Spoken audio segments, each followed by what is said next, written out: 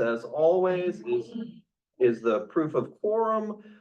Since all five board members are present, proof of quorum is noted for the record. The second order of business, or 2A and 2B, I guess we could do it in one motion, is the approval of the minutes. Since the last time it was not only the last meeting on October 24th, which was the last regular meeting of 2024, but also the special meeting of December 16th. As you may recall, that was the meeting where we had discussed the fire pump issue, on which more later. So would any board member like to make a motion to approve the minutes of the October 24th regular business meeting and the December 16th, 2024 special meeting? So moved by Ginger. All those in favor, please say aye. Aye. Record will show that it passed unanimously, and the minutes of both of those meetings are approved. And moving on, as always, to the president's report. A lot of the things that I plan to say or contribute will be embedded into the other topics, so I'll be brief at the beginning. I did want to reiterate a couple of the things that I mentioned in my communication earlier this week, namely about elections, if people are interested in running either for the board of directors or for the covenants committee. And this is also kind of my call out to anyone who's on the elections committee, if you haven't already started the process of communicating with Melina about that process for 2025. You all can be in contact.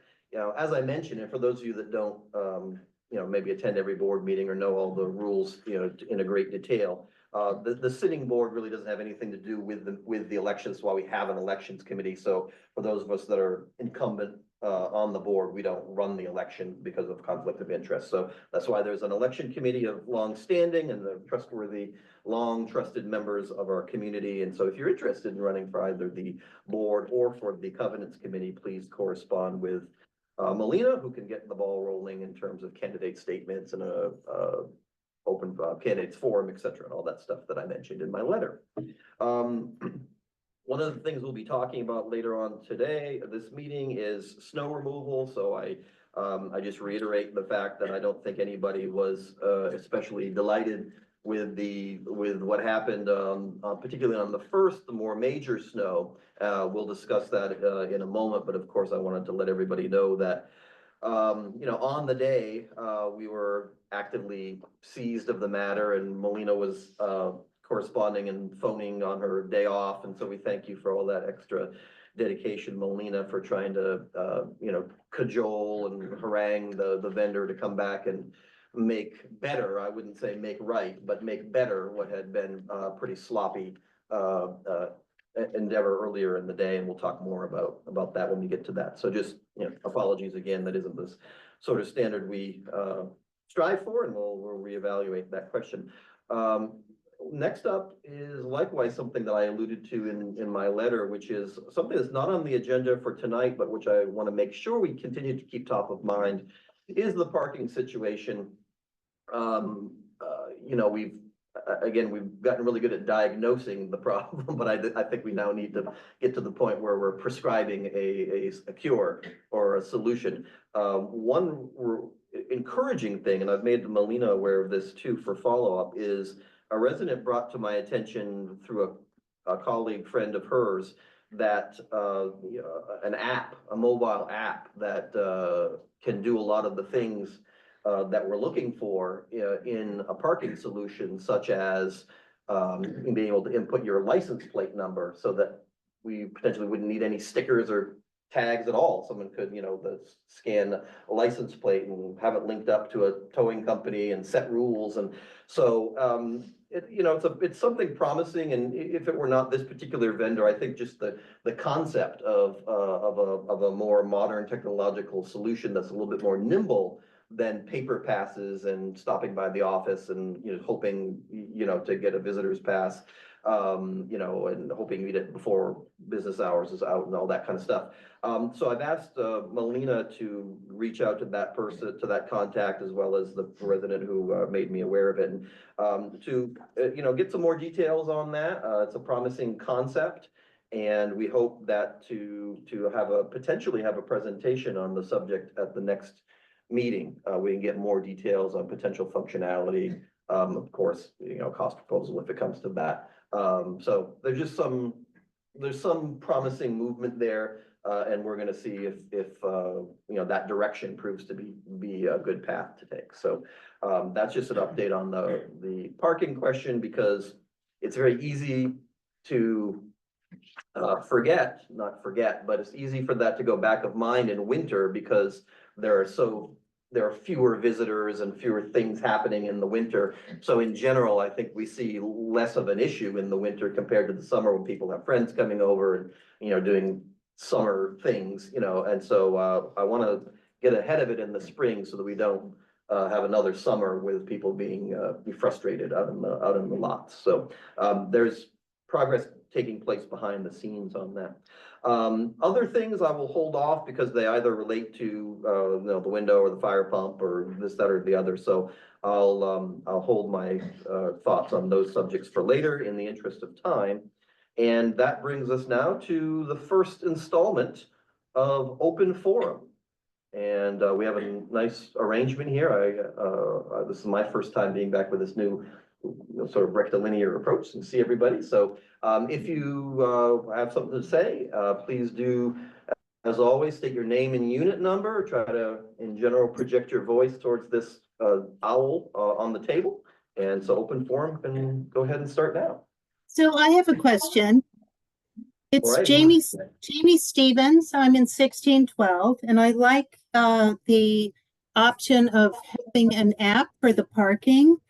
However, I think you need to look at the demographics of our residents here, and I know that there are many older people who do not even have internet access, so that would be problematic for them.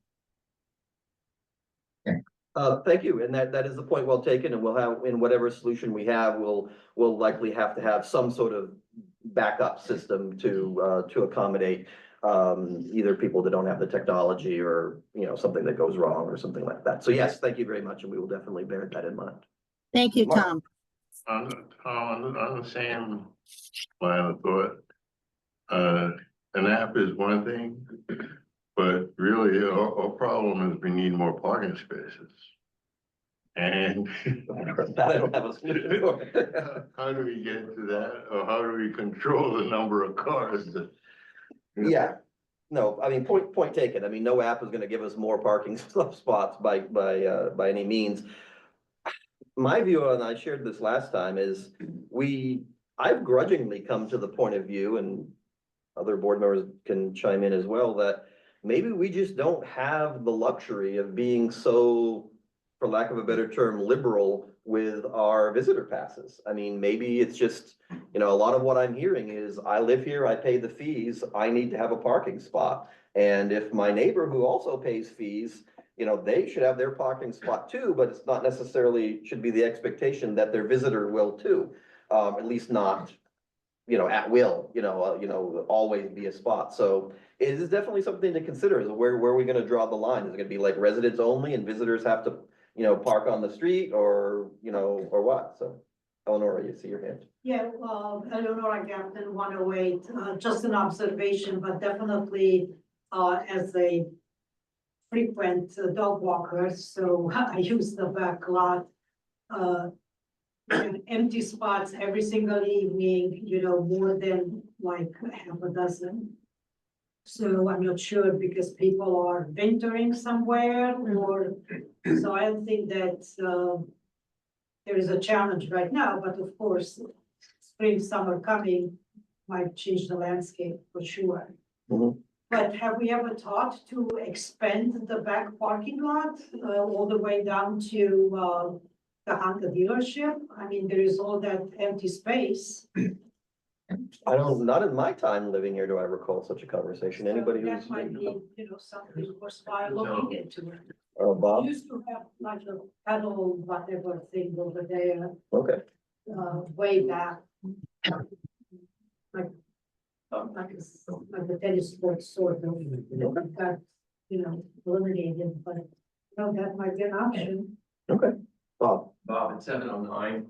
Years ago, when Rick was here as an engineer, I mentioned to him about exactly what Nora just said, extending the back parking lot into the empty space. Part of the empty space is a drainage ditch. But his answer was, it's gonna take too much money from the city to get permits and all kinds of stuff like that. It was sort of like getting rid of the tennis court. You can't do it because of this, that, and the other. What I'm trying to figure out is what he was saying was true, is there any way that we can find out, even if we extended the back parking lot towards the Honda dealer, maybe add 10 spaces?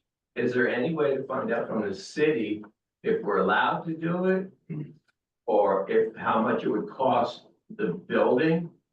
Or are there rules against it or what? Because that parking lot, that strip can be just extended. It doesn't have to go all the way to the Honda dealer. You can add 10 or 12 spaces and still have a half a mile to the Honda dealer. But all he would tell me was, we can't do it because the city and the price and all that kind of stuff. But I mean, we look at stuff that costs a couple of $1 million, like the garage and stuff. I don't know how we can find out. Probably Barbara would know, but anyway. Yeah, we can certainly look into it. I mean, if only to rule it out. Just sit there and you just make the parking lot a little bit longer if it's permitted and if it's financially okay or what. Thank you. Barbara? Barbara Rosen, 809 and 615. The gating factor here would be bylaws, because we have a $10,000 cap on our capital expenditures. And again, I mean, I think I've said this about 1 million times, that we always seem to lose sight of the fact that it would take a big push to get the supermajority that's required to change the bylaws to something more reasonable than $10,000. I mean, that's the first thing. Of course, then you need the money on top of it. But I actually think that that's the biggest obstacle to us right now. And it's going to keep coming up in a lot of different situations, because a $10,000 cap mandated by the bylaws is ridiculous in 2025. Yeah, indeed. It's not what it was in 1975, for sure. Yeah, I mean, on that note, Barbara, I'll say one of the things that's been clinking around in the back of my mind is, you know, if we can at some point get the window project kind of settled on one way or the other. I think there's a number of places in the bylaws, and we talked with the attorneys about this at the training, and I just haven't picked it up again, which is at some point, we might want to just go through the bylaws and have an amendment package. What are all the things that we'd like to update that are, you know, hindering us, that are obsolete or, you know, from a bygone age or whatever, and see if we can coalesce around some changes, which do require that same supermajority. But if we had a robust communications effort around it, you know, we'd have the best chance of it anyway. So that's something to think about, is just if there were amendments. I mean, there's other things you can think of too about, you know, the covenants committee and other things that, you know, there that but that's definitely, you know, top of list. Thank you. Anybody else, either online or in person?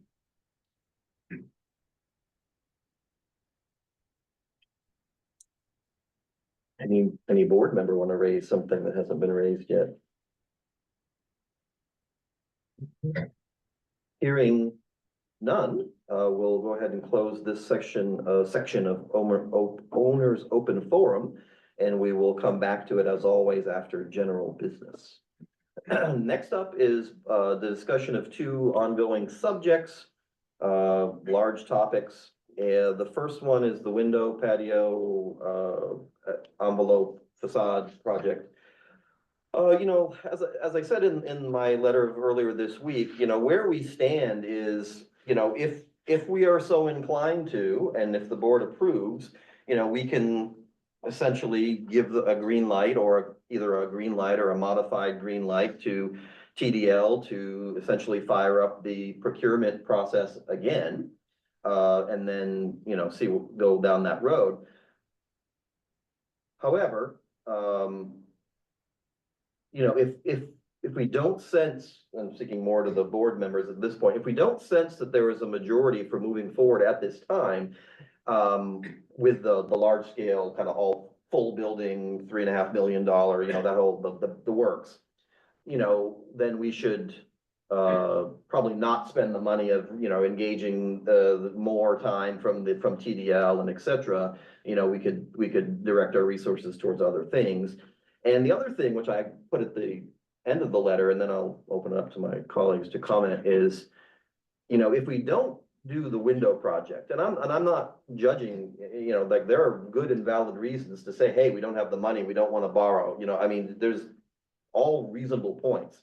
However, you know, something came to mind, which is, you know, a neighbor of mine, you know, has essentially been waiting patiently since he bought his unit several years ago, not proceeding with ad hoc repairs, even at his own expense, because we keep telling him, oh, no, don't do that, or we're not, or we won't pay for that, or we won't, you know, send, you know, a handyman to go do that, because we've got this much larger thing and we don't want to redouble effort. And I feel personally that that starts to ring hollow after more time goes by. So although I'm still personally in favor of trying to make the large scale project work, and that might involve borrowing money. But I think if we don't, I do think we need to be really open-minded about how we can, you know, potentially address some of the most problematic units, because like I've said before, my unit, I would never know that there was an issue, right? Because mine's just, it's fine. The person who lived before me must have done something in the preceding 30, 40 years. I would have never known. But my neighbor has water coming in and has to put towels down. So I wouldn't want to live like that. And I certainly wouldn't want to be told to just hold tight and then have, you know, years go by. So that's sort of my take on the project and where we stand. So I'll kind of defer now to other members of the board in terms of, you know, what their view of this project is. Is it something that we should proceed with, you know, this fiscal year? Is it something that, in light of other priorities like fire pump, which we'll get to in a moment, that we want to defer, you know, again? You know, what are your thoughts? I think we should proceed. We have to figure out how we're gonna pay for it. So we just keep admiring the problem and talking about the problem, but we don't put pen to paper. We don't figure out, this is how much we have to borrow, this is how we're gonna pay it. This is how much things are gonna go up, or this is how we have to get options, right? And options are, hey, take a loan out, pay the whole thing with a loan, and 3.5, that's pretty generous, because most of the stuff came back from TDL, start with a 4. Sure. And so we don't even have a 4, because we have to have $1.5 million on hand per Commonwealth law. So let's figure out options on how to pay it, and then see if these options are expendable, and if they are, then let's execute. If they're not, then we figure out, all right, let's identify the troubled units, which we know, and then let's start figuring out what that means and options for that. Or we do those both in parallel, so we won't waste more time. I agree. This is a very tiresome conversation. It's been going on, I've been here for 21 years, and this has been going on for at least 6 or 7 of the years that I've lived here. So we need to make a decision one way or the other. Hey, could you say your name and unit number, please? Oh, sorry, Jamie Stevens, 1612. Thank you. Other board members want to chime in here? I agree with Kyle. Okay. We need to put the numbers up there. We need to do the math. Get renewed numbers. Okay. We owe it to the community. We do need to put the numbers up there. I agree with that 100%. But we also need to find a way to move this project ahead. Yes. Because it's not just in the last 6 or 7 years. It's been a lot longer than that this project's been talked about. And if we had done it even 3 or 4 years ago, it wouldn't cost half as much as it costs now. The price is never gonna get cheaper. Right. Confident of that, yes.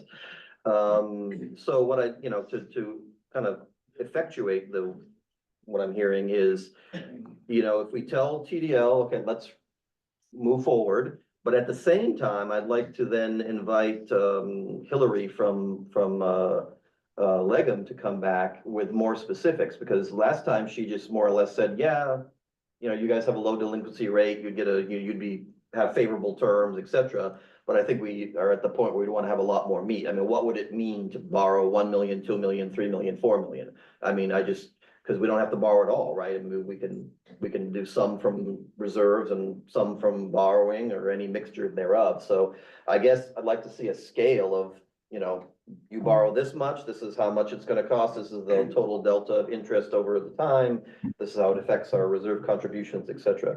But I agree, we need to move pretty quickly because Kyle and Ginger, I know, have been talking about budget and, you know, you can't really talk especially meaningfully about budget when potentially the largest item, or one of the largest items is, you know, not defined. So does that seem reasonable that we could just get those two back? I would suggest that instead of getting, what's it, Hillary Hillary? back, we try to get somebody like Alex, Morales. from, Morgan Stanley? you know, Is Hillary in accounting? Hillary's a vice president at Legan. right. Why don't we get both? Cause aren't we paying both of them anyway? Yeah, I mean, I don't know Morgan about, I mean, Stanley, you're not really paying. yeah, no, I They mean, make money off the stuff that we have in there. Yeah, I mean, Compensated, so I don't really agree with, let's turn TDL right on until we figure out how we can fund it. Cause then we'll turn TDL on our, hey, it's go, we figured out this is what we're gonna do. Or, hey, it's a minor go, we want you to go replace all these units that have significant damage. And we're gonna plan for next year doing, you know, this many more or whatever. Based off of our options to fund it, because we don't have a whole lot of money. And we talked about this fire pump, we don't have a whole lot of money left now. yeah, we'll find out in a few moments that we are less than we had thought just a month ago. We don't have a lot of money. So what we'll do is I'll reach out to both Hillary and Alex Morales. Alex actually had some interesting ideas. When I was treasurer, I talked about this with him. And, you know, he talked about the possibility of, you know, asset-backed loans and things like that, where you could take a portion of your reserves as a collateral. I mean, we'd have to Yeah, exactly. clear through legal and all that, but there are things other than just He straight bank will loan. give you, a million different ways that you can get here. And that's what we gotta do. Okay, all right. Well, actually, Yeah. maybe, Ginger, would you mind reaching out to Alex? This is your bailiwick, and so, we can work on getting Alex here to talk about expanding our palette of options for financing and see if there's something that we haven't thought about yet, or something more attractive than a straight up unsecured bank loan. Or maybe we just get together with him, only two of us, or, you know, not more than two of us. Yeah. Yeah, And then that way we can come to the next meeting with already kind of a Yeah. scope and have something that's. yeah, no, I, that's great. If you're willing to do that, that'd be super. For those of you out there, we really do have to take seriously the fact that we can't just leave this meeting and then go chitter chatter about the solution and bring it to the next meeting. That's illegal. And so what we like to do is, as long as we have two, not three or more board members, we can have conversations offline and they can bring it back. It's a lot more effective that way. Otherwise, it would just be sort of like, you know, it's like a sequential conversation where, you know, a month from now, I'd be asking the same questions, and it just goes on forever. So yeah, that would be great to kickstart that. So yeah, so Alex or I'd be happy to email Hillary just to if she has additional thoughts, or maybe either Melina or I can do that. And then Alex Morales. I gotta Can talk to him next week, so. Okay, super. So yeah, maybe we'll see some options we've not even heard of before. Hey, Tom, I may see Hillary tomorrow, so I can mention it to you as well, mention about it as well. Yeah, just, hi, by the way, hello, David, and, yeah, just if you see her, just let her know what we're really interested in is drilling down into more detail. I think we're aware that our, what do you call it, delinquency rate is low, and, you know, we're a pretty good risk profile overall for a lender. We just want to dive in more as to like what the various borrowing levels would mean for us in terms of our budget for the next several years. Okay. And when you said have her attend a meeting, were you thinking for the next meeting, or would that be further down the road?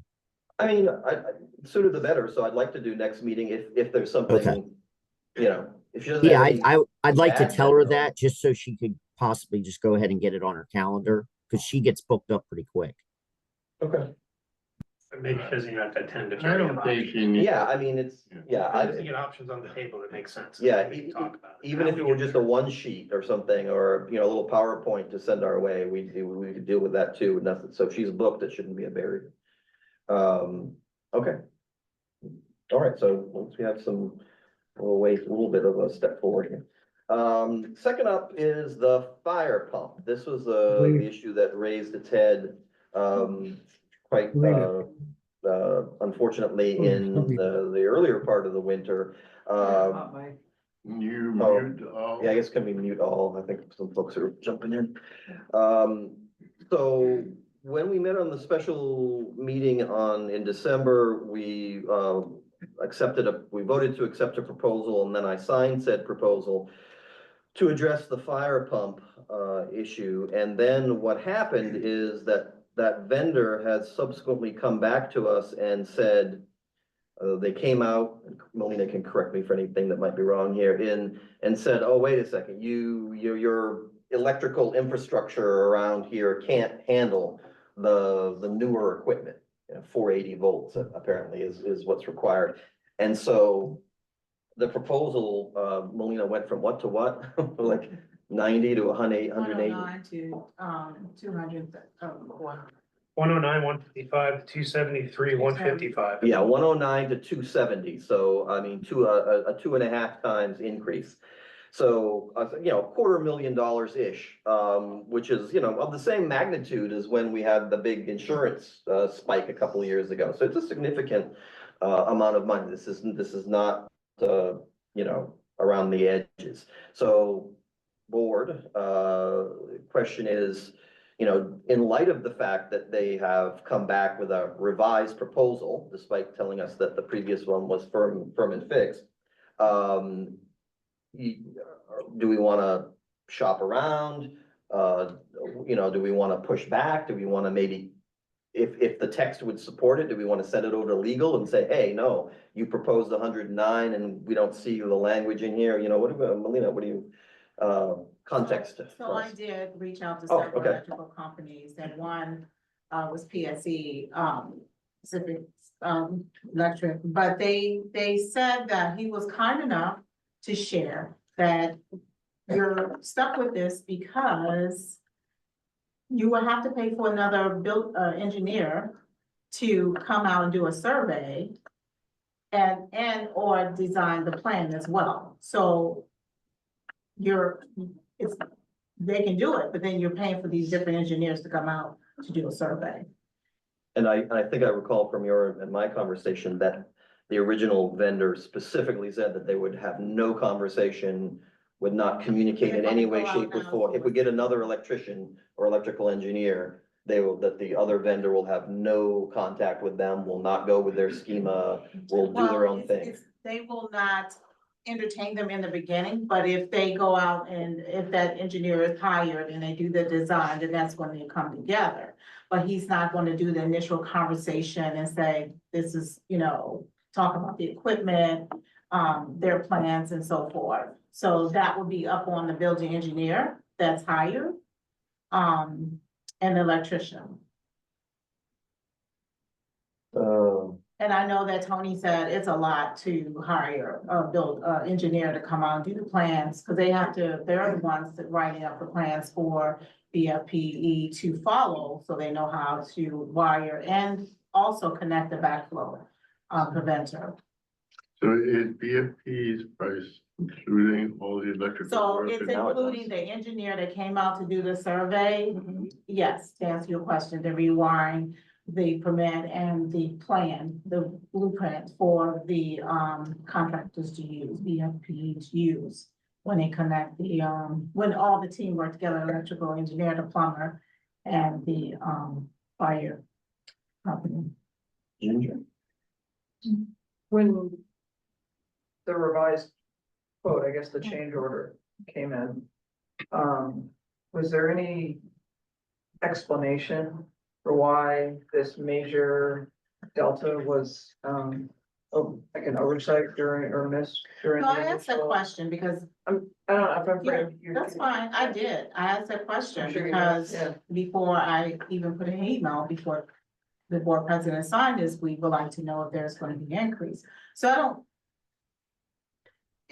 I find that sometimes people are a certain level of project and they don't know what's really all involved. Meaning that what it would take to have an engineer to come in and do the survey, that's a cost. of course, they're not gonna pay for it, they put it back on us. So none of that quote was specifically for the black backflow preventer and the, fire pump itself. It did not include the building engineer, the drawings and the permit, I think, was included in the 109. So in the one, so somebody said, hey, you got the fire marshal called you out on something, so we came and we gave you a quote to fix the something that the fire marshal called out. And then when they brought in like the team to kind of make it more formalized, they realized, hey, there's nothing to plug this into, or what you have to plug it into isn't sufficient. So So- now we have to fix that. I'm just, for my own sake, I'm trying to understand kind of how we got to doubling or tripling the cost. Yeah, so no worries.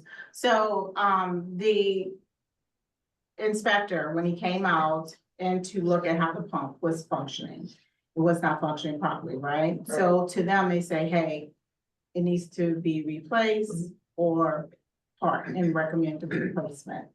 So that was the end of the fire marshal recommendation, and he writes up the violation, give it to the contractor to interact with us. So when the contractor interact, hey, we failed because of the pump wasn't doing this, automatically turn it on when it's supposed to, and some other things that was mentioned. You're gonna need a new pump because it's gonna cost you more to try to, the parts were outdated, the pump is outdated, so you couldn't find parts for it. So that's how we end up shopping for a new one. Right. So then thereafter, they said, oh, we need to do a survey to make sure we have everything that we need. And that's when the engineer came out and said, hey, this wiring is old, you cannot use this wiring for this fire pump. It would blow that pump out or cause an issue. So that's when they said, well, how much is that gonna be? And that's when they went back to the table, came back to me with this, hey, we just found out it's gonna be an additional 100K. So in here somewhere, in the last paragraph or something, it's like, if something else, there'll be an additional cost. Yeah. So if the backflow preventer does not exist, how do we not know if this So backflow when preventer I exists or walked with not? I walked with the engineer that day when he came out, Yeah, just to kind of see what he was looking for, what was going on. And so that's one of the things they were looking for was back. So it's not, it doesn't exist. So my other concern is, the plumber part of it. So where are you gonna install it? So I'm waiting for the blueprint. I can't move or see anything or answer that because I need to see the blueprint. Where, you know, the backflow preventer needs to be installed, where are you gonna install it? And I what's need to gonna have be that the cost of conversation that? about the plumber, right? It's 18,000. Cause that's the plumber. So 18,000. Oh, that's right, 18,000. no, I mean, there's a cost in here, but I guess my question is, if there's still, It may be labor too, so I gotta make sure that includes labor. I'm worried about the slippery slope, Mhm. so, but I also realize that we're kind of, already, we're already dating these people. We've already made a commitment, where we've invested a lot of time. We have a period of time that we have to get this resolved for the building safety as well as complying with the fire marshal requirement. So we don't want to just keep starting over to get somebody else's opinion. And it costs a lot of money to get, a second, a third, or fourth opinion. So I think those are all things to consider. And I think what they're trying to warn you against, but at the same time, like I'm looking for like, what else is gonna pop up? So of the, I'm gonna use the word discovery that needs to be done. Clearly at the beginning, they did not tell us this is just a starting point. Like we thought that was a pretty solid number. So I'm looking at a 66 and a 188. Where did the 109 disappear to? So for my, like trying to do the math in my own head, was the 66 a subset of the 109 and then there was something else on top? So the backflow, I don't have that in front, you have that Do you- printout? Yeah, I think what they did was they swagged it at first, they gave us 109. Now they came back with a junior engineer, but now has all these exemptions on the whole back of the page, which if you're an engineer, you should already have those answers if you came to did the site survey. Right, So as you and when Melina, maybe it's also you, but as Kyle's as you and Ginger understand it, we were given a estimate by people who are professionals, but clearly it didn't include some things they didn't look for, didn't know to look for. Right, Is we that were what given you're a saying? fixed price bid that we voted on. which Based typically- on- Based on. Everything being there. Correct, and apparently Well, they it- came out and just did kind of a swag, it didn't Well, deep dive. well, And the they way weren't I'm reading, taking- well, I'm reading it as sort of the same, but slightly different. I'm reading it as, you asked me to fix this device. Mhm. And here's the cost to fix the device, assuming that everything else is copacetic. Mhm. And then, so it was like, hey, but you know what? Well, if we had had 480 power, which I'm like, why is it not 220? Like 480 seems like seems extreme to me, but it can't, but then just go. Very little runs on that kind of power. But if we have to have this special kind of power, one, you would think that they would have asked about it, but two, they didn't. Mhm. So they just said, here's the price of this widget, assuming that you have all the other infrastructure to support it. Then when somebody came out to see, do we have the other infrastructure to support it? It was like, oh, you don't have the other infrastructure, now we have to replace it. And they're not taking any And responsibility it seemed, and for. they're not taking, they didn't, so that's the part where I'm disappointed in the Mhm. vendor, Mhm. that they didn't say, this is as good, this is assuming that you have this hot, you know, Yeah, that's what I'm saying. I agree with you, everything you just said. A junior engineer came out and did it, and then the senior guy came out and went, did you look at the power? Did you look at the wattage? Did you look at the. And then, oh, well, now, we didn't really dig into it deep enough. So now, hey, if this disconnect is not available, how do you not know if you came out here and did a site survey, disconnect's not available? Based on adequate water supply, how did you not test the water? And what's adequate? Who defines what's adequate? We do, city does, they do. They say work's only gonna be done in work hours, and then later on they go, hey, price excludes after hours work. They have all these exemptions in here. but, yeah. I guess, But the electrical contractor does not guarantee existing circuit. What are we doing here? So. frustrating. It is frustrating. I think the question, and it's gonna come up in general business, because we do have this revised fire pump, and maybe people just want to ruminate on it for a second, but, the decision that we need to make tonight is whether to accept the proposal or not, and then if not, what? Ginger, I'm definitely sharing your sense of, being caught betwixt and between here, because part of what Melina did was go to the fire marshal and, tell the fire marshal what our plan was to rectify in a timely manner, and kind of, operate under some good graces of when they would come back to re-inspect. And, the risk of not signing this or accepting this proposal is that we could end up with delays that run us afoul of the fire That brings marshal. up a great point. So originally, and Melina, if it's in here, I apologize for not catching it. Originally, schedule was a big concern, because there was gonna be a certain amount of months or something to get something custom built, or, if I remember correctly. Or is that clocks doesn't start until we execute a contract? So do we keep pushing out when this is gonna be ready? Because they're waiting for us to fund them to build this custom solution that's gonna take us 6 months to build or whatever? Am I asking, that question makes sense to you? It Like makes sense, schedule, but- what do you think the schedule is? So. If the- we were to say yes today, So the schedule is definitely, because they haven't said, to me, I'm used to a percentage down payment towards something, right? The percentage, but they have not said that. I personally feel like I should have a meeting at this point with all of them that's involved and ask various questions that you guys may have, right? Because it's very frustrating, and I can definitely agree for them to keep coming back and say, oh, we have to do this, we have to do that. So my question to them is that now that the survey is out, when are you gonna start the blueprint?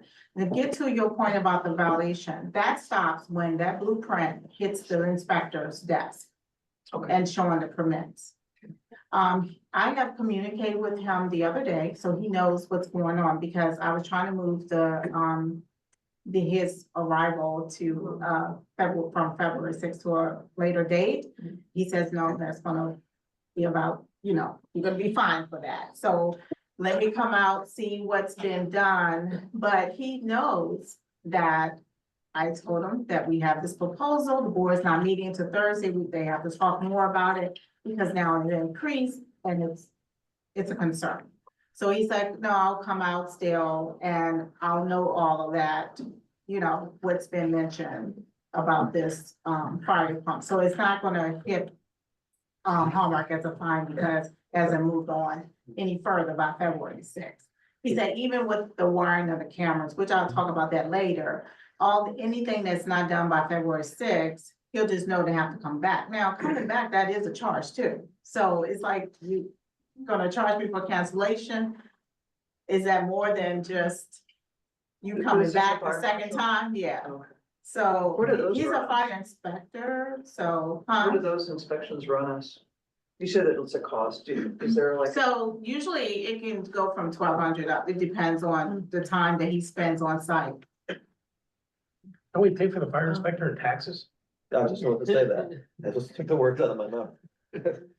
We're gonna use the fire department, that's another story, that's So an I extra asked him charge. to keep the date, and we'll try to, and I also told him that on the 31st, the other violations will be starting.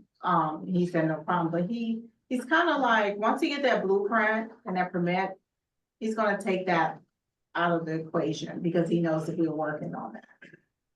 But he has to have that blueprint first. Which is another deterrent to change course. A deterrent. I don't think we can change course, but they gotta shore up this bid. They got, This is way too. and I'm with you, I agree, we've got to ask these hard questions, Yeah. we've got to get Has these anybody guys to. asked him? Why we need a 480 volt? That's what it takes. It's not, yeah. Is it for the Because pressure? to go all up? the, yeah, because all the companies that I spoke with, the one thing that I had to make sure is that they qualified, first of all, to handle that type of voltage. Because you can't just call the General Electric No. company. Well, no to come kidding, out. that is like serious Yeah, stuff. so it takes a company, electrical company that is certified in that type of voltage to come out. Because not, again, So not we just have a that general today? electrician can come and do No. that. We don't, that's one of the problems, they assumed, my take is that they assumed we did, and we don't, and that's where the cost came, because we're putting in infrastructure. So whoever were to bring this technology whoever would need it, if another vendor came in and built us this system, they would require 480 also, I guess, I'm Mhm. assuming. So that's the That's industry the power norm, that it that takes is the to, industry norm for that Yes. equipment. Wow. Well, what about this? I mean, we could, if we want to send Melina some specific questions or specific language. And then, she could shoot back to us by an email vote, right? We can always, if the language is satisfactory. Approve by email and ratify before at the next meeting, so that way we don't lose. Yeah. A whole month of time. I mean, one of the things I'd like to see is something really basic, which is some sort of clause or sentence that more or less seals this and says. There will be no additional charges above and beyond this. They're never gonna do You're that. never gonna get that, because they're gonna, things Or at least things reduce that happen, list. right? But I think what we need to have is like these major uncovering of you're missing this whole technology, like adding 100 and whatever K for this, you don't have the right power. When they're doing this, they find one part that, in our, whatever they have to connect to is got corroded or whatever, and they've got to replace a this or a that, and there's an extra few $100s here or there. They're never gonna commit to no extra charges. But I think you're right, we need them to have at least done full discovery so that they are, at a 95-98% solution, not at what we obviously only had as a 50% solution earlier on. Okay. Yeah, there you have it in there. If the thing doesn't connect, they said this assumes the connection points match up. Right. So the other thing too, that I think we need to critically have in here, as soon as we're talking about that kind of power range, we're not liable if they're stupid. You Well, electrocute they yourself. think they're junior versus the Yeah, senior. you come out here and you electrocute yourself to death, that's you. It's on you. You ain't paying nothing. Okay, They don't carry liability insurance. so, They can go to liability insurance, but we want to make sure it's in the contract on our behalf. I so, feel like this is like any other project, major, Yeah. this is major, right? yeah, So my question to them is, who all would be involved in this and have that been covered under this contract? Okay. Yeah, That's it's my like- major question. it's like, you know, when you bid on something, you have to put it like your Have you subcontracting plan, now right? reached out to all parties Yeah. that, you know, Who else needs to look at Right. this? Who else Right. needs to do a Right. survey? and that's my major question. I to think them, that's so. great, yeah. Yeah, I didn't get You know, an all, answer. even your plumbing connection points and, Mhm. you know, do we have to do trenching somewhere? You Mhm. know, if we're adding new capability, is there some sort of digging up of something and rebuilding of some, you know, and then reconcreting or whatever? I'm making shit up, but. No, but it's accurate because they have to install, they have to install this backflow preventer somewhere. Right, so if they're And installing how are you new, putting that drawing that line? somehow or other you have to Yeah. put that in, which would mean, and has that been accounted for? I think you're absolutely going the right way. I Those think are. that definitely will be in the blueprint, but I don't know that, because I haven't And seen it. exactly. So And they to need your to point- tell me that. There are And things. to your that- point, a lot is itemized, but that one thing just has that flat line of 18K, and so I just want to make sure that that 18K includes is all inclusive of, you know, all the elements, to get that done completely. There's Backflow not another preventer is spot. one thing, but have they done a flow test? Make sure that it's adequate. Well, that should be something they testing when they Well, install. so it. No, no, You don't no, have no, one you now. need to You do it. don't have one now. They do, So you that's can't maybe test the anything first that thing they exists. should do. Is they can test the flow, the water flow into the building. I also want to get American, what is water Regional company. American Water. And as a project manager, I used to connect with one when I was at another property to talk about, you know, a project such dealing with water and so forth, just to make sure that they may give me some insight that I can, ask them. So, Somebody mentioned permitting is there any permitting issues here that we have to work with the city on or cost? And if so, is well, that- they're doing that part, that's the part, That's included in here? yes. Yeah, it's on that front Mhm. page. All right, Blueprint and the permit is included in that cost. It almost seems like, can we do like a minor contract with them to get everything drawn out, spec'd out, like if they got a trench, they've done the sonar, they know what's underneath there, and hey, we go in there, we're gonna hit another pipe, we're gonna have to fix that. And get everything planned out before we go, okay, here's the big check. well, and Melina, you mentioned something earlier.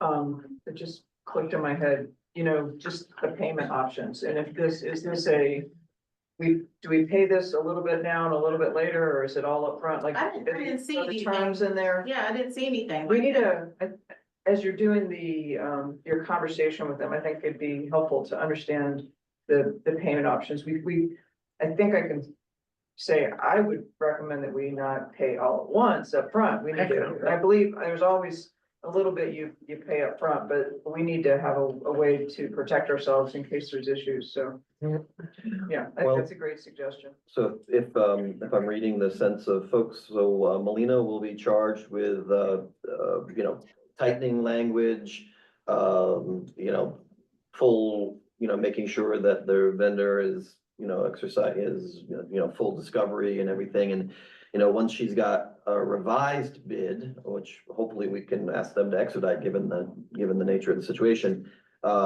we can make a motion online to do that if we wish, and then we won't lose as much time as waiting for another board meeting. So if that sounds all right, certainly I think it sounds sensible. So, And if you don't mind, I work with Jensen Hughes a lot.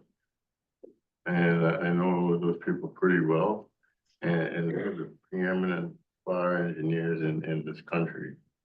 So I'm gonna ask them about this, because that 480 volt, that sounds a little bit crazy to me. And then you have to include the generator too, like what is it gonna Right. take to connect that to the generator? Is that gonna be? Can the something that generator run give into a you that problem as 480 well? volt? Yeah, That's the thing.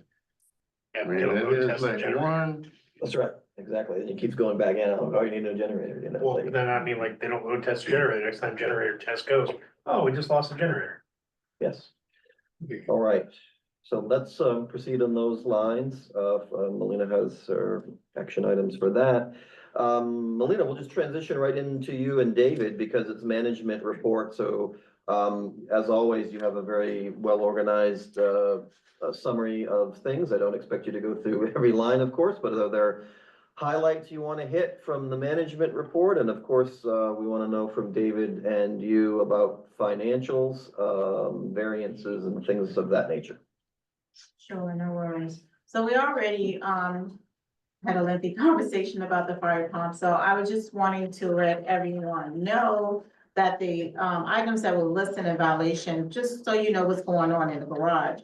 There are, several pipe repairs that's required, near parking space 76 and, another area that's not near a parking space. They, and I haven't been able to share this with the board yet, but January 31st, BFP will be out to start those repairs. This is a different department, so fire companies have different departments where they handle different situations. So, that's gonna take place probably around a little bit after 7. I've already sent the communication out to those residents that are affected, by this. And also with the camera rewiring, we will reach out to those residents where that wiring is running on the fire line and ask them to move back a little bit. They don't have to like totally move out of their space. But I'm gonna evaluate that and to see how much, because if we don't need anyone blocked and someone's vehicle being hit in the rear because they out too far or something like that. So I'm gonna evaluate that a little further and communicate with the contractor that we're gonna have to rewire the camera wires that's currently attached to the fire line. So that's what, one of the violations we have to rectify, for February 6th. Were there any questions from the board with what I just mentioned? Okay, so, so I know that last time we talked about the Hallmark website. We're gonna include that again, that price into the, budget, 2026 budget. As it's a one-time charge. And let's see about that. And that's it. I just want to make sure that I keep everyone updated on the website and why the change and so forth later. The pool company did reach out to me. They're starting to hire lifeguards. They asked me to post a flyer for anyone that have or know of any teenager or anything that's looking for a summer job. So I will be posting that soon. And as Tom mentioned earlier, I will be composing a call for candidates in February. I will start the draft for you to review before the end of this month, Tom, next week. Because next week's the end of the month, right? is the job for you or the election committee? Or Huh? what draft for? Call for candidates. I just want to make sure I'm covering everything, nothing. Oh, yeah, that should go to Jerry Minich, the election committee. We'll get you the spelling of his name. Jerry Minich is this chair of the election committee, so he will take care of all that.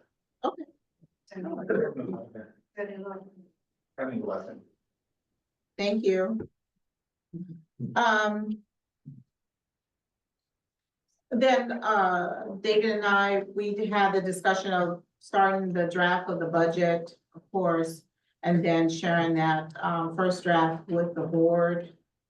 If I said that incorrect, David, let me know. The next board meeting is February 27th at 7 p.m. unless the board schedule changes, but that's, the schedule for the next board meeting. There's one thing that I, failed to mention is that the management office, will be closed on February 17th.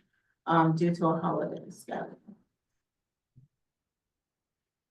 And just, we're not there, but Hal did mention something, with the landscaping about the increase in the year 26 and 27.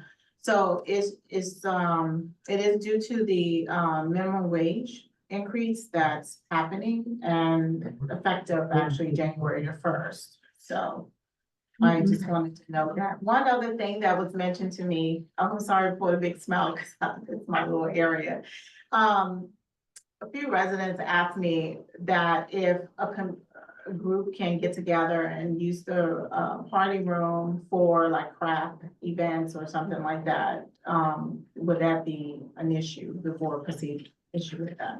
Which sounds fine. I mean, I think they like to just to gather in the room to So it could craft be and. like knitting, crocheting, little craft stuff that they share with one another, just kind of like Yeah, just reserve it. Yeah, I don't think there's any impediment to that. Just reserve, the way we would normally reserve it.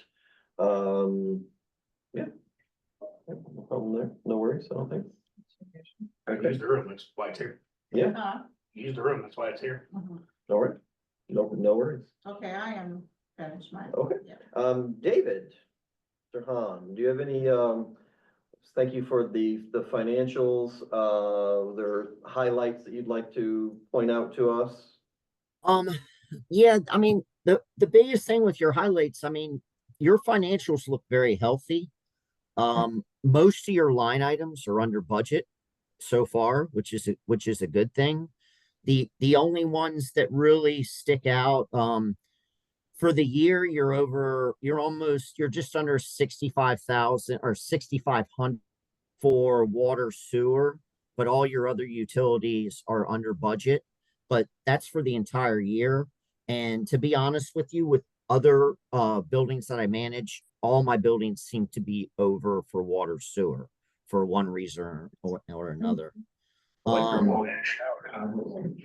then your fire safety maintenance has been over budget, but I think that has a lot to do with what was discussed earlier, if I'm not mistaken. Indeed. So the only other thing is your state and federal taxes. Those are over budget year to date. But I really think a lot of that has to do with you're making pretty good money on your investments. So I think that's what that's all about. Yeah, I think you're right there. I mean, in previous years, the reason why this was budgeted so low is that, for all the years when interest rates were so low and we were making fractions of a percent on CDs, paying taxes wasn't, a big deal because we didn't make much money. But now that we make, or at least last year, I think we made over 6 figures of interest, buildings do. So I just wanted that fire overage is probably due to that 3 AM, the overtime for all those groups. They had to come out to do the inspections. That's probably why Okay. it's an Yeah. overage there. So we will not be doing that. this year. Well, one thing I'll mention, Tom, about about what the investments and that costing you on taxes. I have another building that's similar, and their fiscal year ended in October and started in November. So their budget they redid not too long ago, and I'll check with DeWitt. But when we're planning to do this budget, and that was the next thing I was going to ask about, but DeWitt came up with something for a way for them to plan ahead, to put into their budget those expenses for the taxes. Okay. So we can discuss that. I'll have that information when we do finally sit down and do the budget. Which was the next thing I was going to ask. I know that we've been talking about that, and maybe now it's not the best time to discuss it, but I'm available. I will say this. I have a personal issue with my parents, so the sooner I can get that on the schedule, the better. Because there are going to be some times coming up where I may have to do something and I may not be available. So if we can get that on the schedule, then I can let my father know, when he comes to me asking me about some dates. So, but I'm ready to get started on that. I know Melina and I want to sit down and kind of go over everything together and then have a meeting with the board. And I'll be So more I'd than, like to, Dave, I'd like to do what we did last year, and maybe you and Melina and me and Ginger sit down and we go through all the line items, like similar to what we did last year, but actually more detailed this year.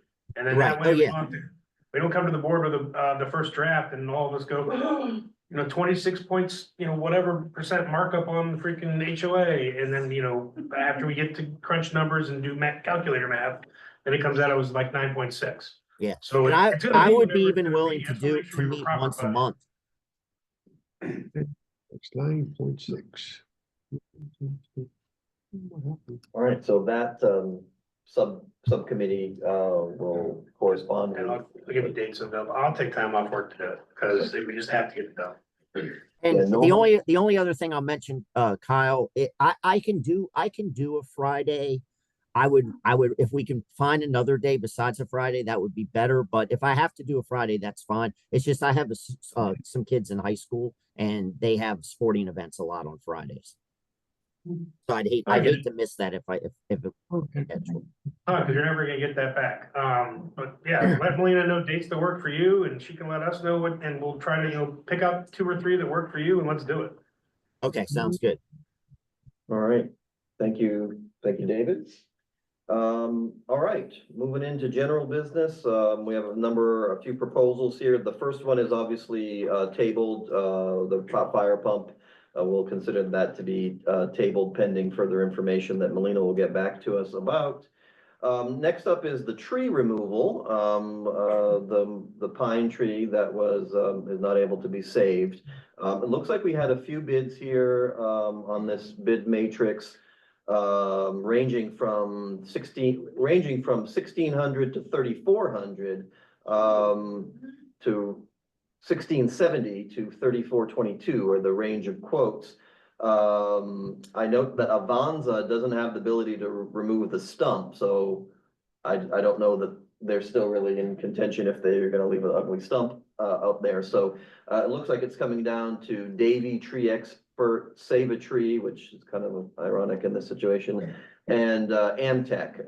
They all say they can remove the stump. They all seem to have, you know, the same general terms, but Melina, do you have a recommendation on these 3? I mean, obviously the lowest is Davy. If we think Davy can do the job credibly, you know, would you recommend us going with them? Save a Tree and Davy said certified arborist, that's good. I had one question. One of the, I tried to read all these, but this was It's a lot. one, I want to say this, out loud. I do appreciate the table that you provided, Yes. where you provided the different vendors, and you did kind of a quick analysis. In addition to the quotes, when I first read this, I was like, oh my God, I read all these quotes and I gotta do the cost comparison. And by you creating this table and kind of going over the high level, what's the same, what's different.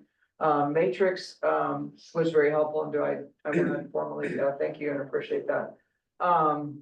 So one of them, though, I did notice in trying to read these, I'm sure I missed some stuff, but included, backfill of the hole. So they had like, I noticed that Davy and Save a Tree, which are the lower 2 quotes, both had like tree removal, stump removal, but Avanza, or one of them, maybe it was Amtech, had backfill of the hole. So are we missing that? Is that like a thing that we missed in the 2 cheaper quotes that's in the more expensive quote? No, so they will not leave a hole there, Okay. so. Well, It's just one one being guy more, actually said it's just it, one and 2 being more people didn't detailed say than it, the other. so I I'm understand. asking the question. Yeah, so also, I know that Davy and Save a Tree, they sent out their arborist to look at it, so. One of the recommendation was not, and Clippers also. Because we just walked the property and talked about the tree and so Yeah. forth. Well, you know, when they bought it, it's like, oh, what's wrong with your tree? We already have a proposal in, so it's gonna go away. So they were saying, you guys mentioned about planting something. So they recommended several trees that you could. And then some would say, or said that if you do that, it will not be exactly in the same spot. It has to be like a little bit, so many feet off, because you don't wanna, because I guess the nourishment of the ground, whatever, for that particular tree, you don't wanna affect a new tree. So it has to be a further distance out, but you got that slope. So I told them, we'll talk about that Okay. later to see if that's something that the board wants to do. It was Amtex that said they're gonna use composting soil or some sort of organic soil or. Anyways, Are they doing what? They just can't, saw they say they that- can't remove the organic stump. material. Are they Oh, no, no, also but they can removing remove the this stuff. So in advance, I think they're Right. a small company, so they will have to probably rent out or somehow. Yeah. Right. So- Okay. Except for. All things being equal, do you have any concerns about Davy? I mean, they have the I lowest quote, don't. seem to be, They had an arborist, they have the They had lowest quote, they can remove the they stuff. can remove the stuff. And they should. They're also going Yeah. They work a lot in Cameron Station. Yeah, they did. Okay. To see them there. I mean, I I, agree with it. we got about 7 things to go through. today. Yeah, so, would anyone like to make a motion to enter into, to accept the proposal from Davy Tree Expert in the amount of $1,670 for the removal of our erstwhile pine tree? So moved. So moved by Mark, seconded by Kyle, all in favor, say aye. Aye. Aye, it is agreed unanimously. All right, so that Yeah, is Tom, David. I'm sorry, let me not interrupt. So the other thing that you mentioned that you wanted to, and that's the report that I will keep as well. What other trees do we have concern around the property? I think that you wanted to know that as well. I think Davy and Savin Tree gave us a nice list. Yeah. Savin Tree went into this corner of the building, buy this thing, next to this trash can, but like, you could literally walk around the building and go, they meant that one, Mhm. Yeah, they yeah, meant that, one." very detailed. right? And the major concern is the one by that retaining wall where the dealership is, it's literally choking itself out. So he says, yeah, it may last a year or two, but just want to put that and note that it's there. Maybe we No, could- it's- So can we include that in Yeah. the budget? Like, Yes. now that we have a cost estimate, it's around 2 Right. grand.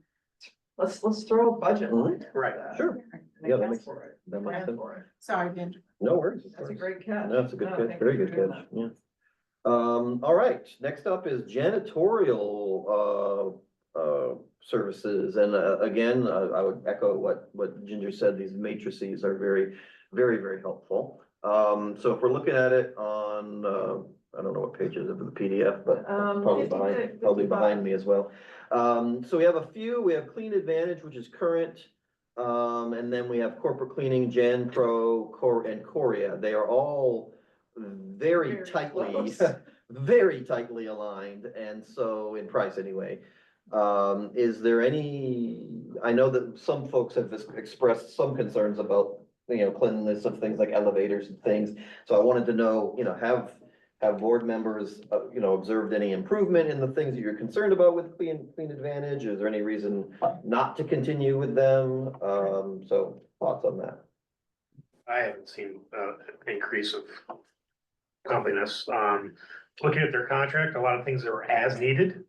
Whereas Corporate Cleaning and Carrera have, hey, this is what we're doing. Yeah. We do this once a week, we do this once a month, we do this once a year. If you break down the hours, Carrera comes out 86 hours of work a week. Corporate Cleaning comes out to 88 hours a week. So we gain an extra 2 hours on the weekends. They also have split their shifts, both of them. So I think it's really between those two. Did you know that Carrera, I don't know if any of the other ones included it, also included a annual cleaning of the power washing of the garage, which I know a lot of us wish would happen more Well, it's often. not just the power washing the garage, power washing the pool deck and power washing of the So, front, It, walkway. I thought they had, like, they had a little few extra value adds that the other vendors I just didn't catch unless I missed it. Man, Yeah, of course. so Cora, this gentleman that started his own company, you guys had, and this will be based on whether or not you select him as a vendor, but he used to clean the building years ago when Rick was on board. And so he decided to start his own business, and he knows his building. And he says, oh yeah, we used to clean this. So that's something, I looked at the value of what he's bringing, far as I look at what the cost, what more, do I have to ask you to do this and then you're gonna charge me $252 to clean a floor near a garage, in front of a garage? So that's a no with him and some others, because with corporate cleaning, I used to work with them and other properties. And I, of course, fairly walked around and say, light fixtures. I don't wanna see cobwebs. I don't wanna see dust accumulating on the ballasts and the hallways. There are different things that I discussed and we walked the floors. That's why you see more details, because you guys didn't have that with Clean Advantage. It was just basic information, and they left it basic. Although I've sent numerous emails to say, you're not cleaning this is not happening.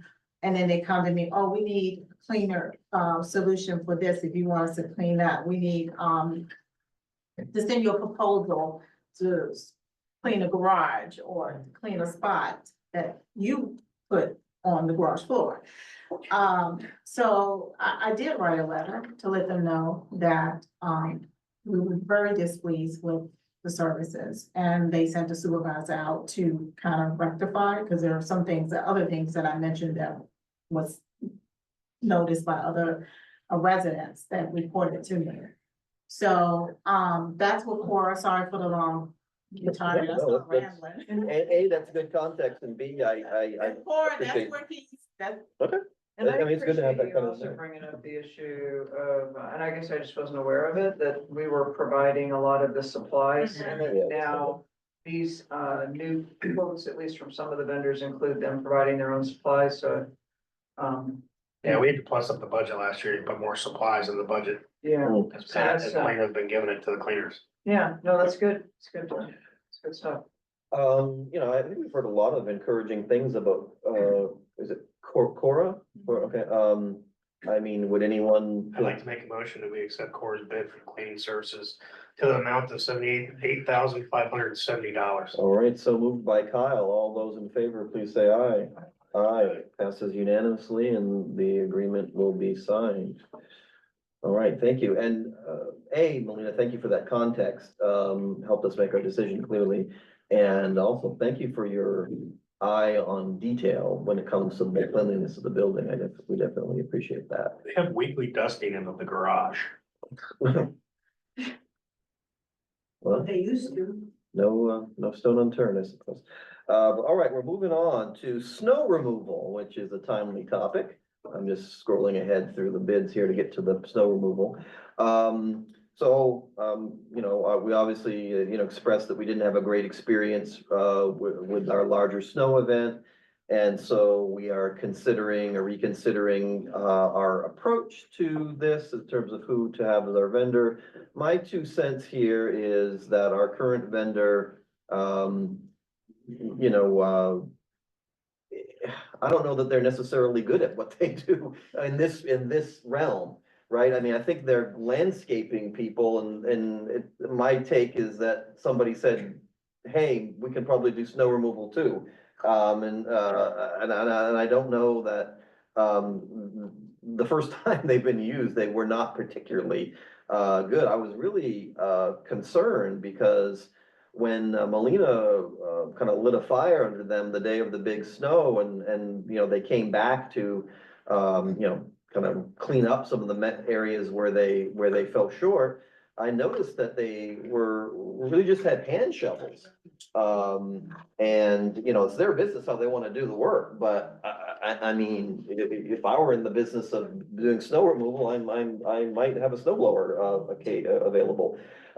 Maybe it wasn't enough snow in their judgment, maybe they felt, I mean, I'm not an expert, but it struck me that when they came back to kind of triage the stuff that had gone wrong, it was a couple of guys getting out of the back of a truck with shovels. And so I almost felt like, we could have called some of our uncles and brothers and gotten some of the same results. Anyway, what do we want to do with this? I'm scrolling here to get to the right proposal. so fairly, I did not. My concern was about the landscaping part because it goes hand in hand, so. I left the snow removal off of the matrix, I'm sorry. Right. Oh, Okay, that's why I'm not seeing it. Yeah, that's why. I'm like, wait a minute. So what's your question, Kyle? I'm sorry. Do we know anything about Clipper?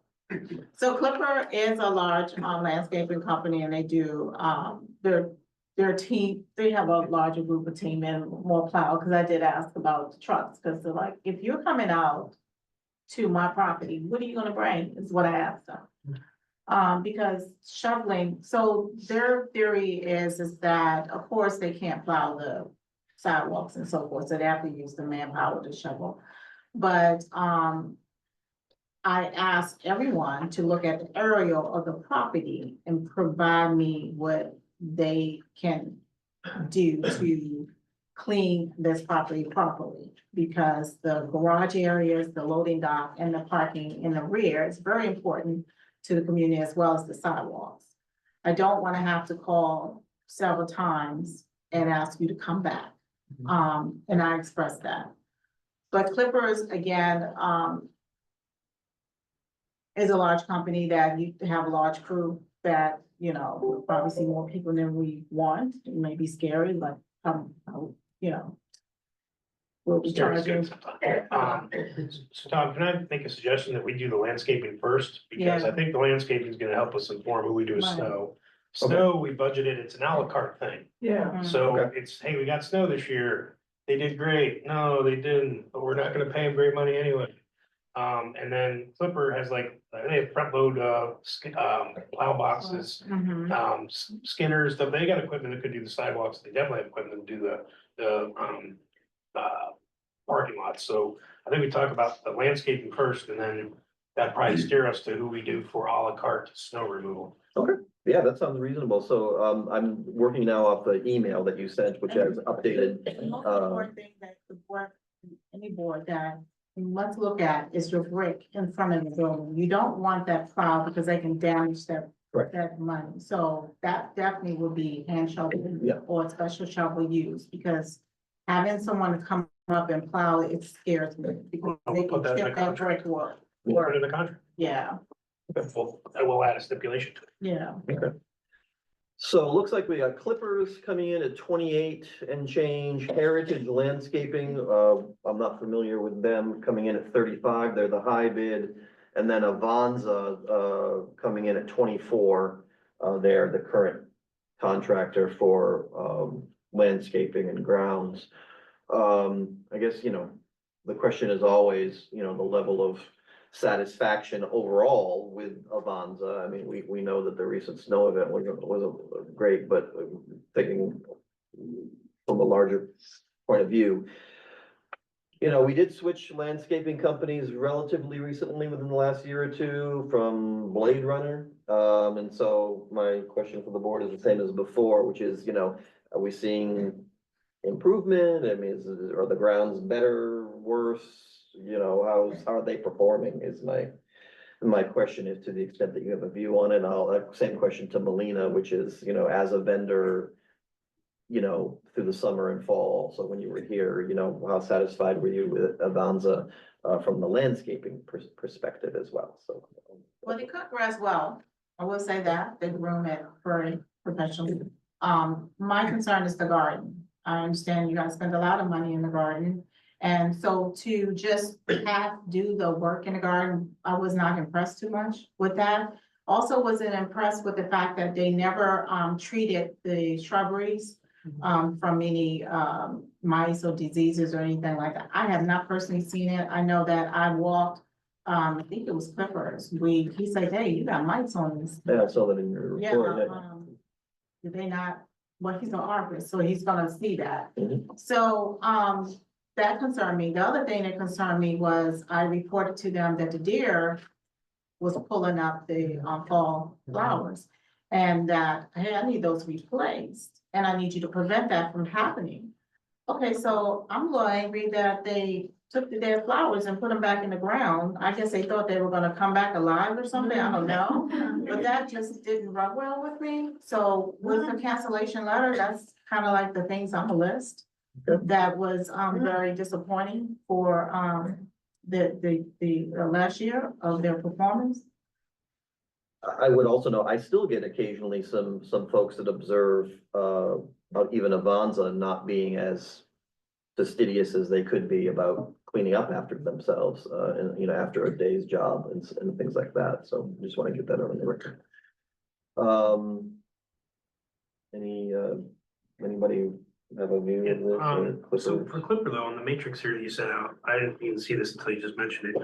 You have Clipper at 28,319. The bid says 23,904. Well, okay, so let me explain. That's why at the bottom I put budget, because that includes, everything that you will need. That's the irrigation system. Different budget, I don't know. It's a different budget item, but they have it as a la carte. Avanza did not. So I wanted you to see what the total cost that you're gonna be paying versus what Avanza put down. Because that's something you're gonna need. The winterization for the irrigation system. What's the other item that I don't have? Grounds and. Integration.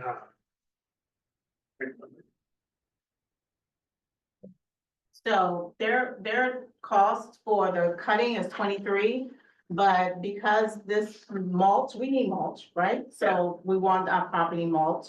So I added these items to that cost, and that's why you see that bumped up. But those aren't in Avanza's bid. That's why I'm saying it's included in there. If I'm not mistaken, it's included in their bid.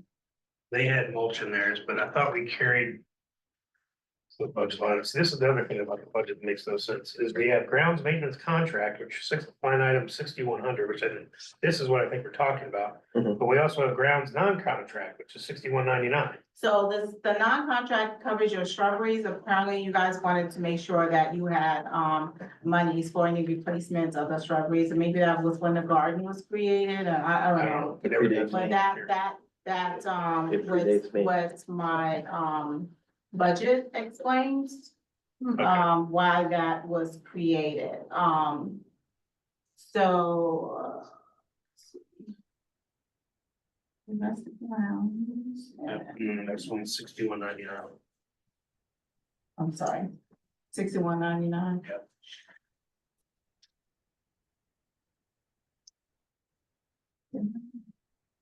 It's like hidden, 65, 62.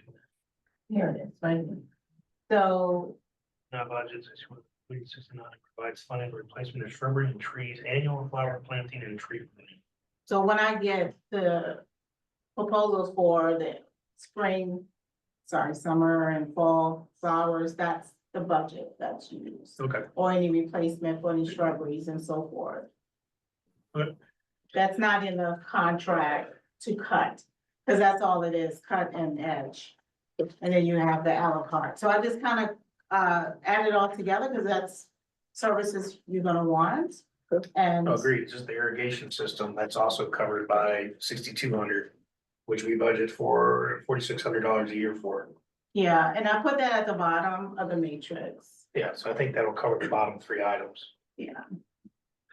So technically, you're spending 40,981 when you add all those, when you budget, you know what I'm saying? You put that. Well, In the we budget. will, once we identify all these different line items and figure out what we're actually talking about. So since there are some, at least some service concerns about Avanza, and since Heritage Landscaping is significant, well, several $1,000s more expensive, is there any interest in making a motion to accept the proposal from Clippers Landscaping in the amount of $28,319?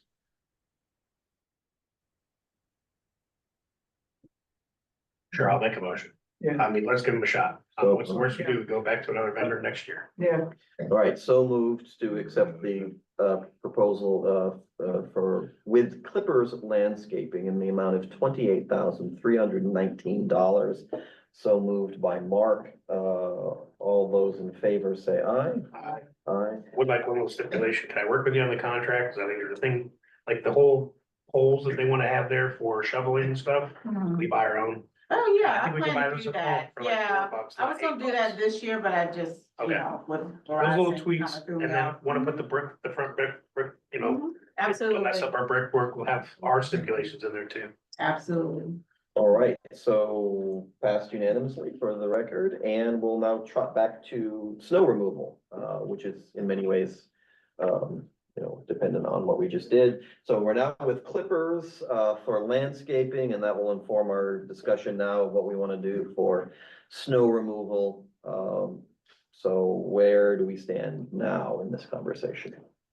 It's all a carte.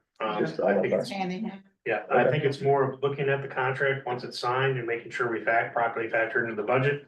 And you can't forecast the futures, so I vote that we go with Clippers for snow removal. Okay. All right, and I don't Could have I, this. could I directly just in front. say What's the- something real quick with the Yes, snow David. removal? One of the big things that drives up that cost is pre-treatment. And I was on site a few weeks ago with Melina, right, like, I don't know, a few days after the storm. And I don't know if any pre-treatment was done or not. But that they There do was. drive up, that does drive up your costs. And if there's any way you could buy some, like pet friendly, ice melt yourselves and just have your, when you can, have one of the maintenance staff pre-treat, I think that could really help in savings. So the maintenance staff was me. We do have salt, available. I used Sorry, it. sorry, Melina, I They, should have kept my mouth no, shut. it's okay. It's okay. That's a different subject. So, January 7th, I did have residents email me their concerns, so I came out on the 7th. And salted the area near the garages and the steps. Outside the garage, the platform outside the garage and the steps around the perimeters. I did use, probably like 3 or 4 bags. So yes, they do have, salt available on site and it was used January 7th. And I did write them and show them pictures to say, I did your job. I don't want to see a cost. I write on this. Yeah. Sweet. So do we need a separate motion and vote on snow removal, or is it just kind of subsumed under? So it's all typically the same, like they'll come out if it's 2 inches. Okay. They'll pre-treat if it's ice. They all kind of read the same. Okay, They always read that Okay. way. Okay. Yeah. so I guess we'll just formalize it by saying is there a motion to accept the proposal for snow removal from Clippers and in the amount of, could you supply that? That's. Oh, that's it. Oh, that's, Yeah, that's right. Okay. Finally penetrating my brain here. So it's, full stop, period, to accept the proposal, to accept the We're just picking the vendor. agreement, to choose the Clippers as our snow removal vendor. Anybody like to move that? So moved by Ginger, all in favor, say aye. Aye. Aye, unanimously passed. And we are now gonna return to owners open forum, part 2. Barbara. A couple of things. So Barbara Rose and 809 and 614, just thinking back to the fire pump issue. Kind of appalling to think that anyone with any kind of engineering or fire suppression background would come to a building pretty clearly from the 1970s and assume that it has that level of voltage capability, which makes me wonder, have they done projects like this in a building like ours before?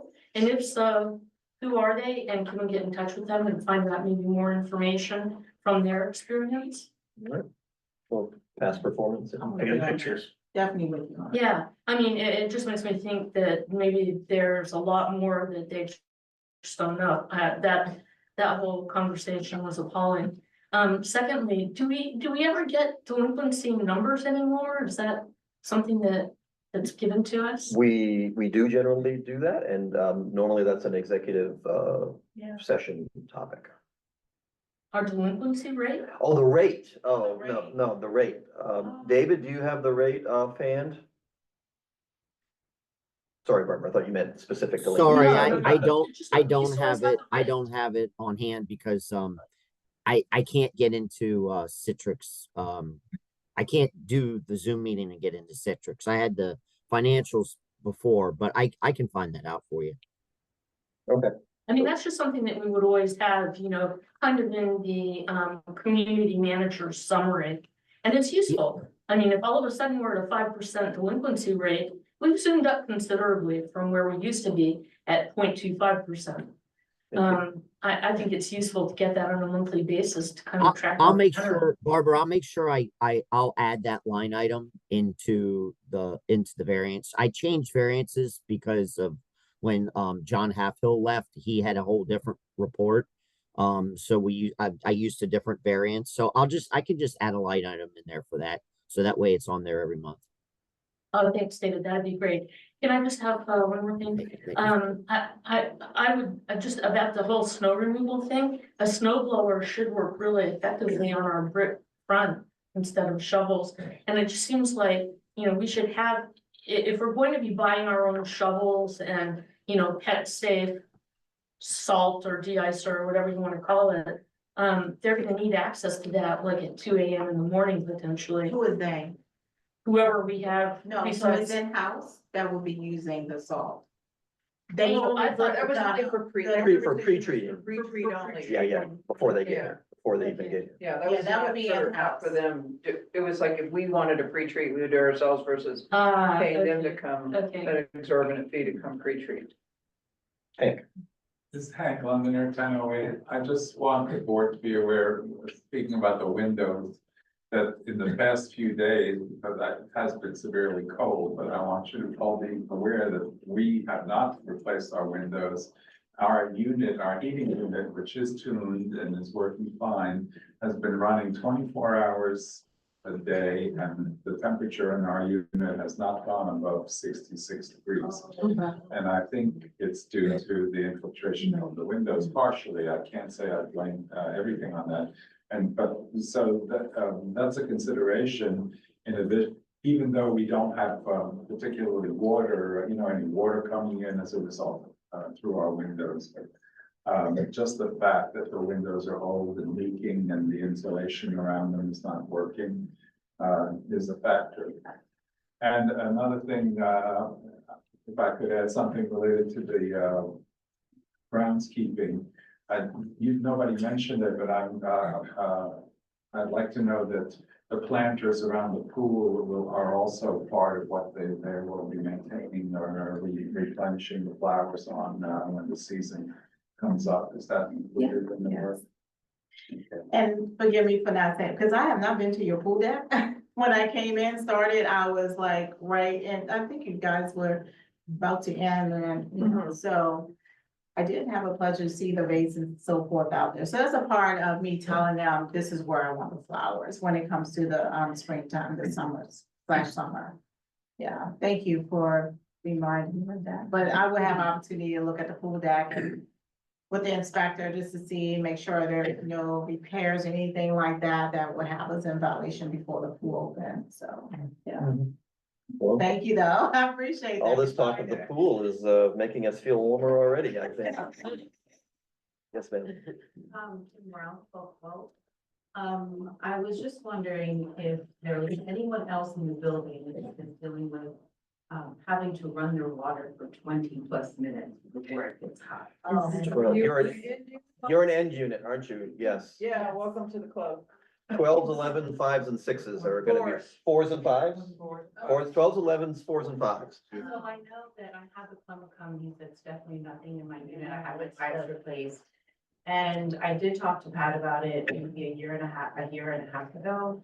But it seems to be progressively getting worse, and Melina came out on her day off, I think in the evening, and it just takes forever for the water to get hot. And I know you were talking about the sewer bill. And I can tell you that my unit is contributing to that because I literally timed it. And one morning I was running late to get into a meeting because I couldn't take a shower because I was just like, what in the hell is going on? It took over 20 minutes before the water even got room temperature. So is there anything that can be done? My HOA keeps going up, but my water keeps going down. So I'm just trying to figure out what's going on here. Is that still isolated to that one area? It's just that one outside edge bathroom. Master bathroom. Master bathroom. Yeah. It's all those units. So, what did I think I talked to David about that, and you guys had installed like an emergency, I'm sorry. Well, I mean, it's a known issue. Yeah. with the Yeah. building. And it has something to do with the circulation of the water on the Moving 16th around. floor, like they don't have a loop that goes around or something. They built the end units on both ends different than they did everywhere else in the building or something to that effect. And so 4 tiers have the problem and the other tiers don't because they're done differently. And every time I've asked about it, it was like, suck it up, cupcake. Because it's too big of a problem, but it is a legitimate problem, you know, for sure. One thing I will say to you though, I know you said you had a plumber look at your home. Ours was getting worse and worse. And I was like, thought it was because it was like the building, but a plumber did take my, valve off and found that there was a broken piece in it. And when he replaced that broken piece, which plastic these days just doesn't last as long as it used to or whatever. And then all of a sudden, now I only wait 2 minutes. Well, And I'm thrilled, but 2 minutes is awesome compared to like, I mean, I have waited 10 or 15, so. Like I go in to make coffee and. Oh, no, yeah, I've got a whole schedule, yeah, I'm with you, yeah, it's a whole process, for sure. Could it be a pump issue, as far as like? It has something to do with the circulation. Well, And then you have to basically get it up to our units. So the building reading on the building is definitely putting out the temperature that's required by the city of Alexandria, because you can't go any higher. We can't raise the. But it's just not reaching our unit. Right, I got you. And So it's what I always did worse was- in the winter time because it's so cold. yeah. Yeah. It's been happening for years. Yeah. Since I purchased my unit Yeah. 3 years ago. So what I did It's been learn, getting worse and worse and Did worse. they take your valve? Did they take the whole guts out and put new guts in? I have the original valves when I purchased the unit, and then the last year or year and a half ago, he went in and replaced the valve so that they had the double switches, the whole pipe is Okay. replaced, the valves are replaced, everything is new. I was up to 15 or 10 minutes a day, and when the plumber finally came, I actually used that H2O guy that when you have a drip, whatever. And when he came and took it out, he found that there was a chunk of plastic that was actually blocking some of the hot water, cold water, Yeah. regulator. That was actually stopping some of the hot water, so I was like exasperating the issue of already being in a tier that had problems, and then I wasn't even getting full If there's pressure. any way we can see if we can do like a tankless water heater solution somewhere on those What's towers. the fix? Yeah, what, I mean, so you guys had, just FYI, what I found out later is that there was like, I'm not gonna call it the right thing, but it was on the return, there was a push,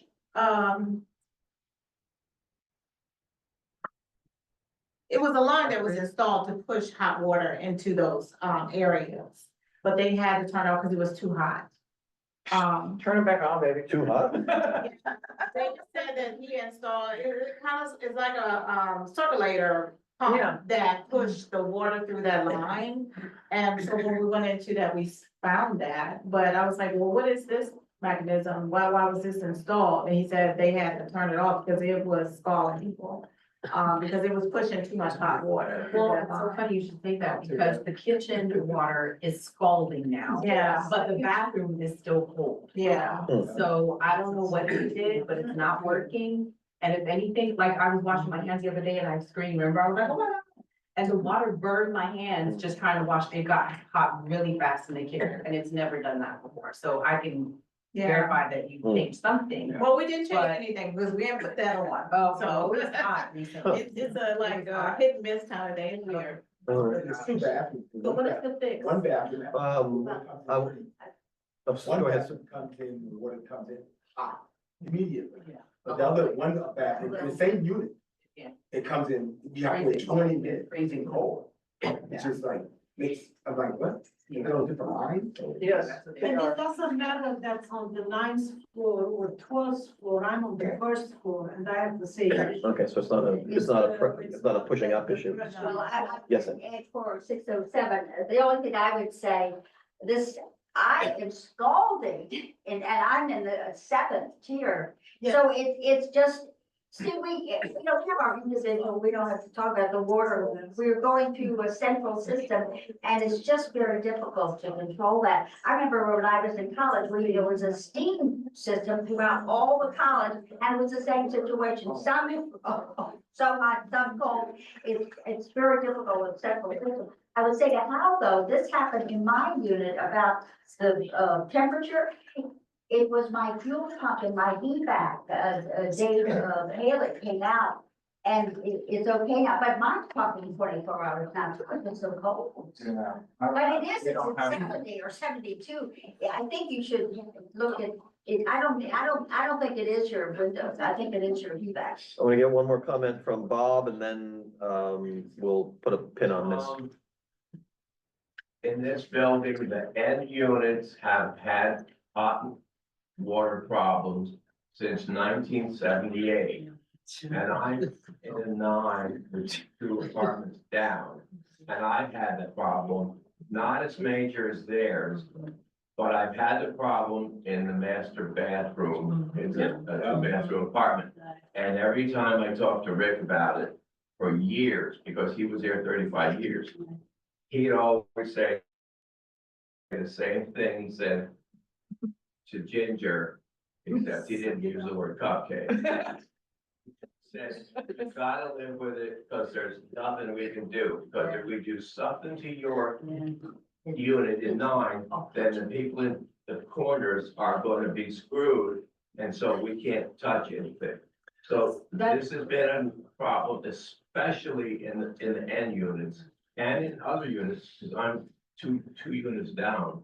It started in 78, and it just was, we were just told over and over. I'm I not. get I'm it, not- but to your I feel point, comfortable there's just gotta sucking be, it up. there's gotta I be pay a a lot of money fix. to live in my unit and I would like the water. No, well noted. So, I mean, I think all we can say at this point is let's do some further research. I mean, sometimes the same response since 1978 isn't, there's new technologies that have come up in plumbing, I'm sure. So, Said something, and maybe Barbara or Mark remember something about this, that there was some fix that they could do, but it would require them doing work on the 16th floor units and disrupting their ceilings or something like, because I got, in my head, the word circulator is coming up, but it's something about something that would maybe create like a loop or something, and said they had like a one-way thing versus a loop or something. Yeah. Then to do that,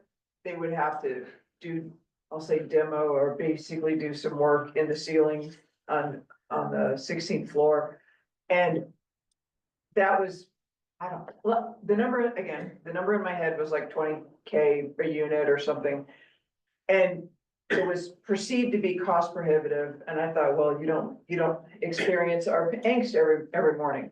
Cause that, it seems kind of. Yeah, that came. It's from easy to David, say 'cause he when told you me don't the have to same wait thing. 20 minutes to Or take go a into the shower, office or and go make into it the work. office because you haven't taken a shower that day. Yeah. So, and I have made that decision myself, so I'm with you. I do think maybe if we better understood it, and again, plan for it, budget for it, Or if there's a definitive diagnosis. or if there's a, Yes. what it really is. I Yeah. think the fact that we're keep talking about it, if yeah, we don't I have. think the diagnosis, I mean, we're all relying on, Hearsay. 30 some odd, 40 some odd years of kind of anecdotal conversations. And so something that's in black and white that says, this is precisely why this is happening, I think is the least we can try. I mean, whether there's a solution to that, we won't know, because we'll have to see what that is, but. I think David spent a lot of time on this recently, like in the last 10 years. He did. There was a problem, we had, this whole issue had come up before, and I think he was involved heavily. And had done a lot of work with the circulating pumps. I mean, we do have circulating pumps. I hate to bring this up because it's not something that I should be proud of, I guess, but I live in an 08. We touch the tap and the water is hot. You do what? So as soon as I open the tap, there's hot water, always. Oh. And it's because I guess we're right in the middle of the building, so I guess the circulating pump is probably feeding us the way that it should be. But I guess when you get to the extremes, it doesn't work the same way. But I'm wasting a lot of your time, I'm sorry, but if you talk to David, I think you can get to the bottom what the issues are pretty quickly, because. Or at least get it documented, because it's not. Yeah, documented. yeah, that's the first step. We need to just Thorough analysis of this, and I think we tried to. work on this. a renewed professional opinion on precisely what's happening, because we don't we can't know how to solve a problem until we know exactly what it is. So that, we'll reach out to David and we'll push forward on getting a renewed professional opinion on what's exactly going on. But if we have a pump that can push out hot water, Clean floors. yeah, I mean, if we have that's been turned off, we should turn it back on, because all the new fixtures, Or at least do a test. they, Do we turn it off because somebody was complaining, or did the city say, hey, they'll have water? But I think what Mark is saying is on individual fixtures and the skull you protect. can't, they have, right, they have valves, they have ways to do scald protection and you can make adjustments. So because I've been suffering with not getting enough heat, I got, when my plumber and did my bathrooms, I was like, turn that scald protection, crank it up, because I'd rather turn it down. I'd rather be able to get it hot and then crank it back, than not be able to get a full shower, because when I had it cranked all the way hot, I still couldn't get a warm shower. So I was like, I am worried about the scald protect, it never gets hot enough to scald, so you can adjust for that, and to Mark's point, there are regulators within there so that it doesn't, you can control the percentage of hot and cold actually being dispensed. Yeah, I'm not in an end unit, but in my shower, I had the H2O guy, Yeah, my he regulator, helps fix my mine. regulator in my shower was wrong and he switched, it was just like night and day. I wasn't getting any hot water, probably for a different Yeah. reason, but it was he was like, oh yeah, it's the regulator. He goes, that's the key. So maybe we just look into, was it personal preference, or was it code? I mean, if we can't raise the temperature because it's illegal, then we won't raise it. But I mean, I think we should, to the extent allowed by the law, I think we should try to re-raise But I it. think that there's a difference between sending it and, regulating it. Mm. And I think we just need to look at what the impacts of doing The it. water will never be higher than what's coming out of the water heater. Right.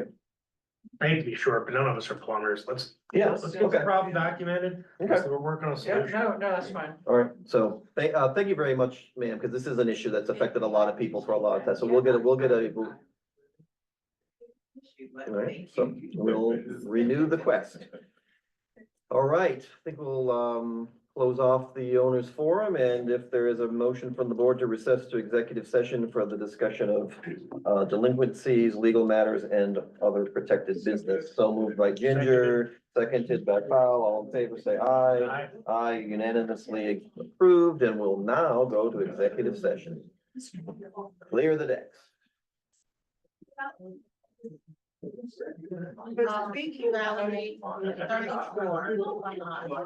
But speaking of delinquencies, I haven't seen those numbers. They weren't in the board. Yeah, that's what I was, one of the things I was scrolling for, and I wasn't. The delinquencies, the delinquencies, oh, yeah. So I do have We it. need to mute. I did. Oh, okay. Oh, it's red, should we be red if it's reviewed?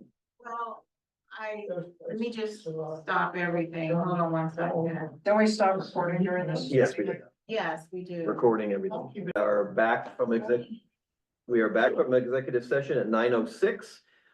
There is no action that was taken or needed to be ratified, so we'll move on, and there being no other business for the board, we'll declare the meeting adjourned at 9:06 PM. Thank you and good night.